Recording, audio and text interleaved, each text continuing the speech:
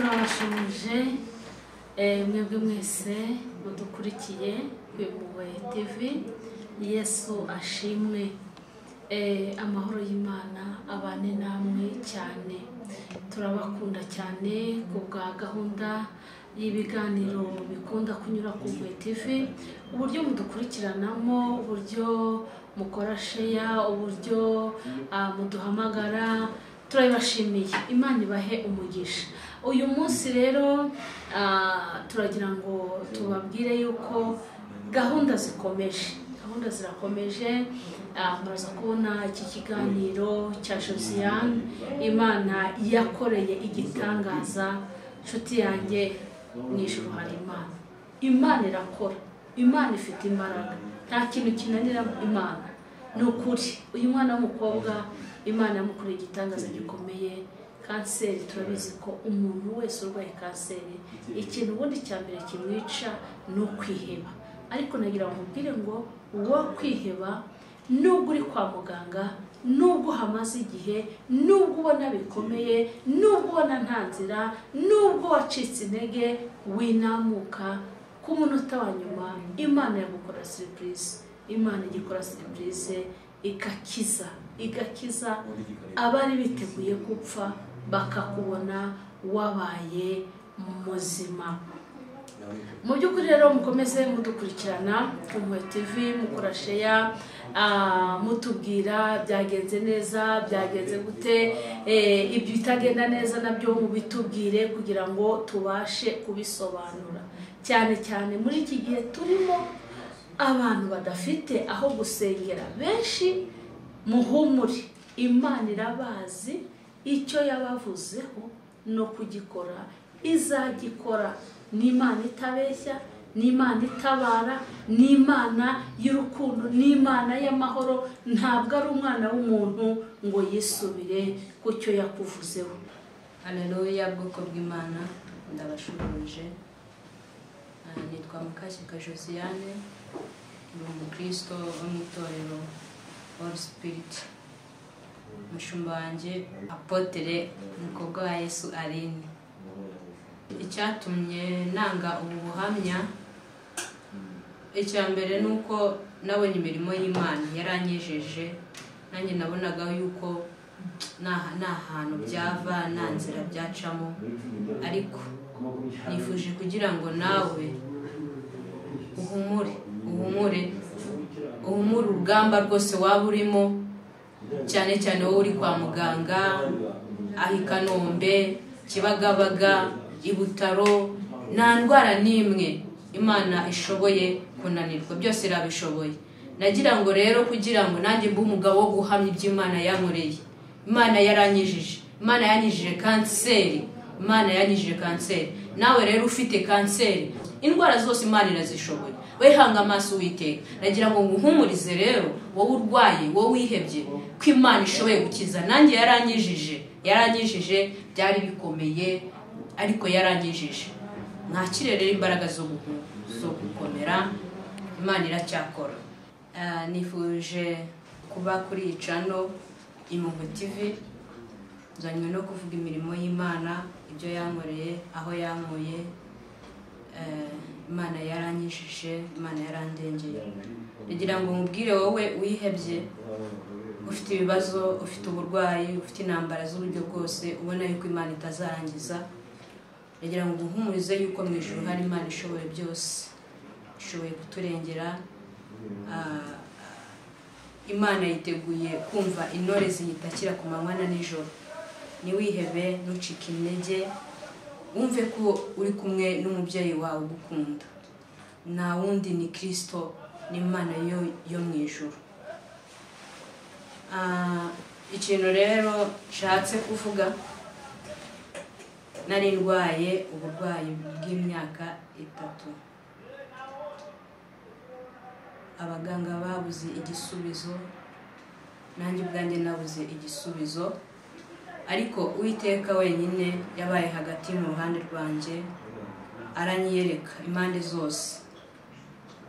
Naje kurwara uburwayi rwari ikintu ahangaha kwitama, kaje ari akantu gato k'agaheri. ndagashima ariko buriya sinzi uko byagenze, maze ugashima karakura, karakomeza karakura, mbana nako karakura, ngeze aho njya kwa muganga baransuzuma basangamo kanseri. Uko bwije nuko bukeye cyagendaga gikura, kandi ububabare nabwo ari bwinshi bwiyongera. Nabuze igisubizo, negera abakozi b'Imana, cyane cyane niyegereje umushumba wanje, nkamubwira uko bimeze, aransengera agahamagara Imana yo mu ijuru.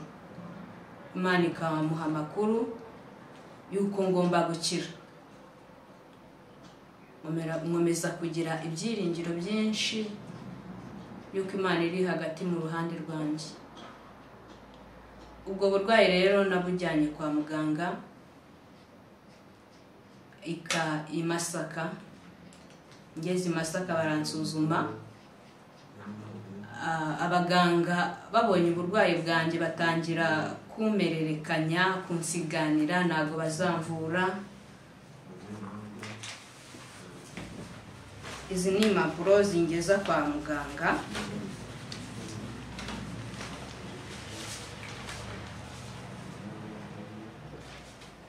Tukiri aho ngaho, hari impapuro z'i Masaka, hari n'impapuro z'i Kanombe, hari n'impapuro za Kibagabaga. Hose mu bitaro byose narazengurutse mfite uburwayi, ariko kubera ko batamaga serivisi nk'uko mbyifuza, bihutisha nk'uko njyewe nabyifuzaga yuko nakira uburwayi nari mfite, nkabona bari kunindira. Najya nzenguruka mu bitaro byose, ariko nimba navuga ko ari umugambi wa Satani yari ikikomeje kumiga guhiga ubuzima bwanjye, niho bansiganiraga bavuga ko uburwayi bwanjye baramutse bambaze napfa. Ariko Imana kubera ko nari mfite ijambo yamvuzeho ko ngomba kubaho nari uwo gupfa, Imana ikajya igenda ibinyuranye. Navuye Masaka ngera Kibagabaga ku nshuro ya mbere. Kibagabaga niho nahinjiye, abaganga banga kuma serivisi nk'uko nabyifuzaga, kubera bitewe hari navo tujye tureka kwikunda, hari n'abandi bababaye cyane kurenza abandi. Byashoboka yuko bari bafite abandi barwayi bari kwitaho, ngiye bakaba banditseho gato. Kubera uburibwe nari mfite muri ubwo burwayi bw'ikintu cyari cyaranjeho, kirimo kinjya ku manywa na nijoro, nkarara nasinzira, ahubwo ibyanjye byose ari amarira, naje kwerekeza i Kanombe.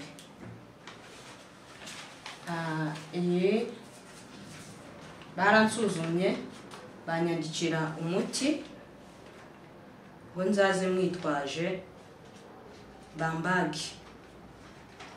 Umuti narawubuze. Ngeze kwa muganga kuri rendezvous bari bamaye rero, ikintu bambwiye ko bari kwagura ibikorwa byabo remezo, bamiyindi rendezvous yo kuzagaruka nk'abagwa. Icyo gihe ntago ayo magambo nayumvishije mu matwi yanjye ngo numve yarandyoheye, narushijeho kubabara no kuremba. Naratashye numva ko Imana yamvuyeho, numva ko abantu bamvuyeho, ariko kubw'umugambi w'Imana. Umugambi w'Imana ntabwo ujya usaza, umugambi w'Imana ntabwo ubora, umugambi w'Imana ntabwo uburizwamo. Ndagira ngo umubwire wowe urwaye wabuze igisubizo, mu ijuru hari Imana. Hamagara Imana, nizakurengera, izagutabara ku munsi w'ibyago byawe. Imana izakwiyereka. Narakomeje ndagenda, ubwo niko amarandevu bama ashira, n'akayandi marandevu banyohereza ku bitaro. Ndakomeza ndagenda, nsubira Kibagabaga. Nsubiye ku Kibagabaga barongera baransuzuma, kubera ko ibya mbere burya biba byatawe agaciro. Kubw'amahirwe Imana y'amahoro nari nagendanye nayo, amaze kunsuzuma babona yuko uburwayi bwanjye bwafashe indi ntera, hajemo kanseri. Imana igiteza ikibazo kugira ngo ikemure ikindi. bakimara kubonamo ko harimo uburwayi bwa kanseri noneho batangiye kunyitaho umunsi kundi uko bwije nuko bukeye. Hari ukuntu baduha amarandevu bakayaduha ku munsi ngo genda uzagaruke nyuma y'ukwezi, genda uzagaruke nyuma y'icyumweru. Je naga ariko byari bimeze, bamagarandevu uyu munsi turi ku cyumweru, bamagarandevu wenda mu uyu munsi ku cyumweru, ejo kuwa mbere bakama yindi kugira ngo nze mbonane na muganga barebe uko bimeze. Isaha yarageze rero kwa muganga, Imana iraseruka ibana nanjye, ariko tukiraha amajwi yari menshi.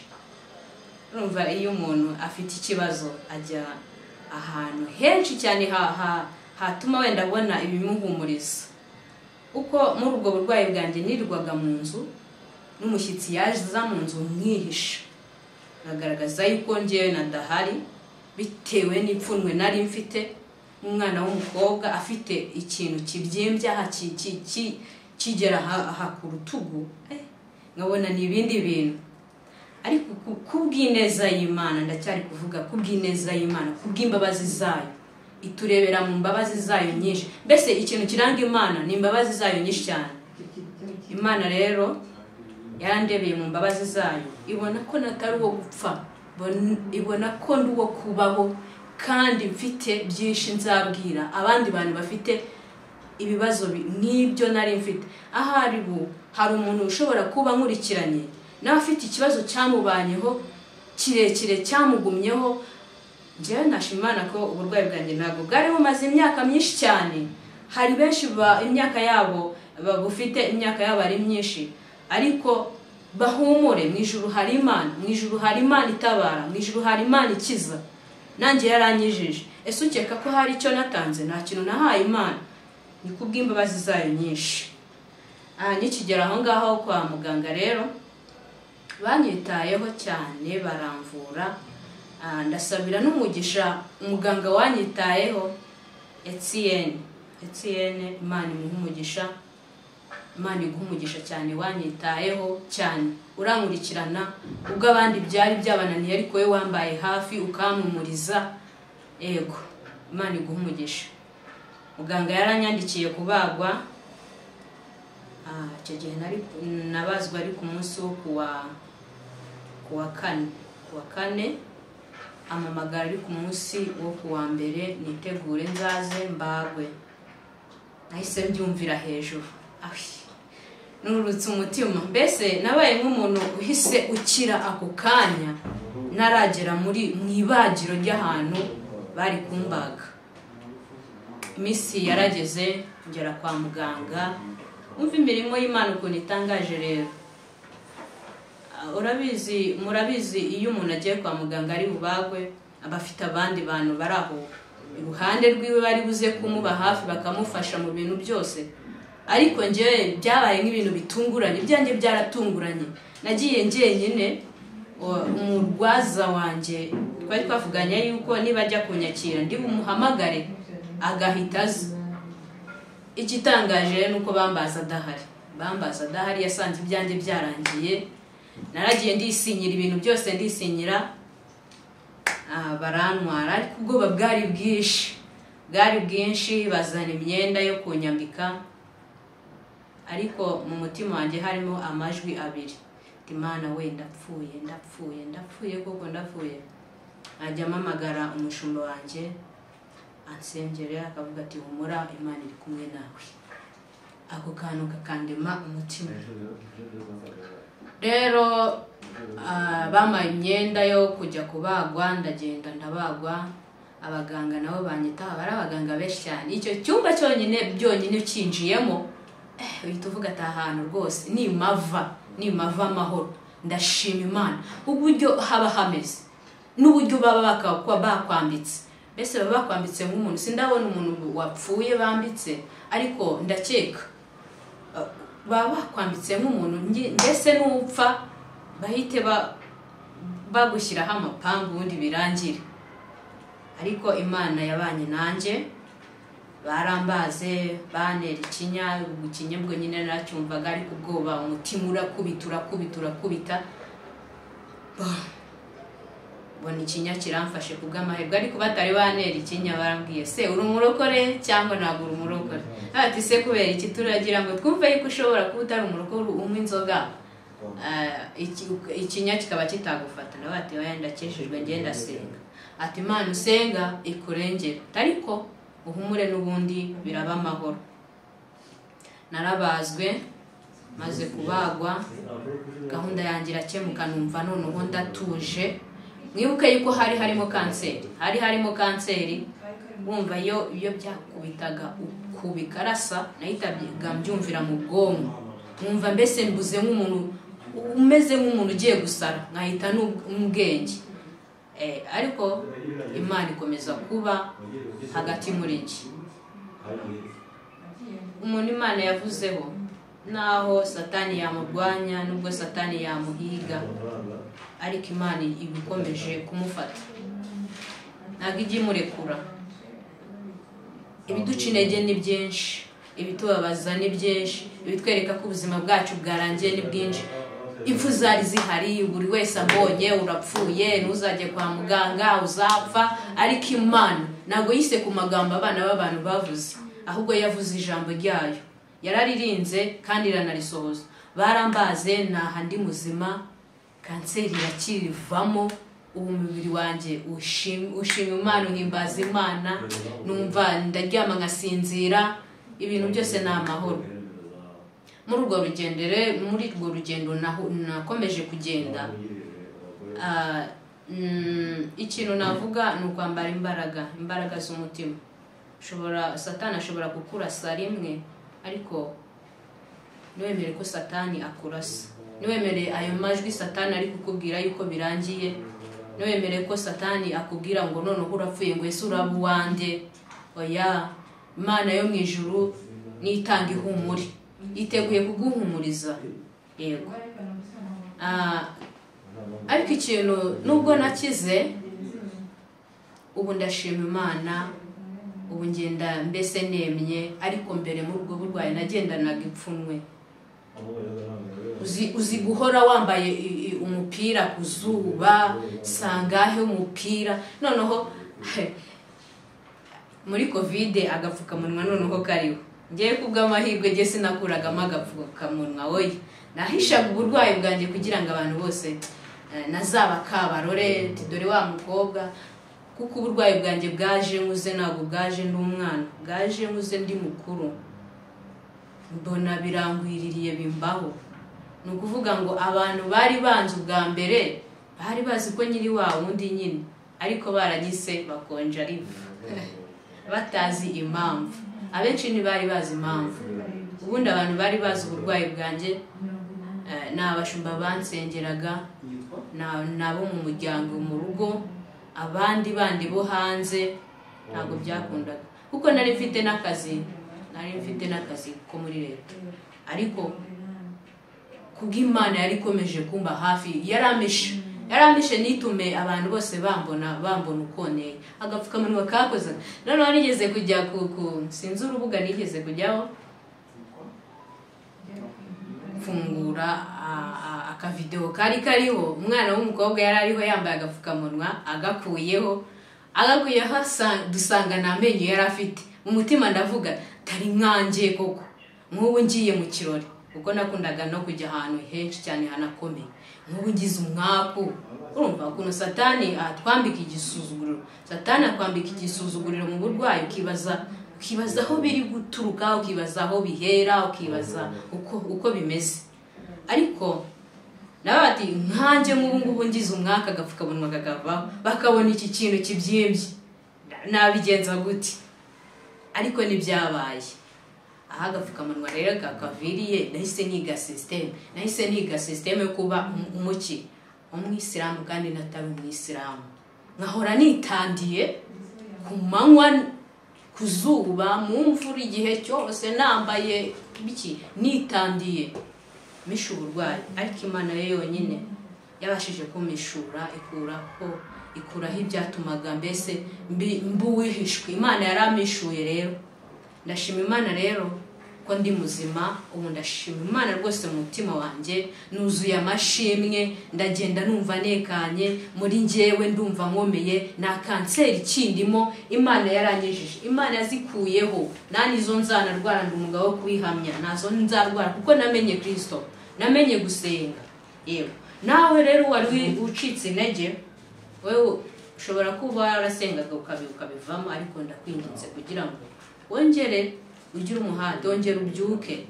Kristo wenyine uje kugira ngo aguhe imbaraga zo kongera kumuba hafi, zo kongera kumwizera, zo kongera kumucira bugufi. Ntabwo Imana yanakorera no mu byaha hoya, banza ukiranuke ku gato no ku kanini, mu bibazo byawe Imana yitamurura. Rero abantu bari kwa muganga i Kanombe ndabizi barahari benshi bafite uburwayi buruta ubwo nari mfite. Kugira ngo abari kwa muganga bari no mu rugo, ariko kwa muganga cyane cyane kuko kwa muganga niho hajya indembe zibona ko ibintu byakomeye. Cyane cyane ndahumuriza umuntu ufite kanseri, yaba ari y'umutwe yaba ari y'urutoki. Kanseri ziratandukanye.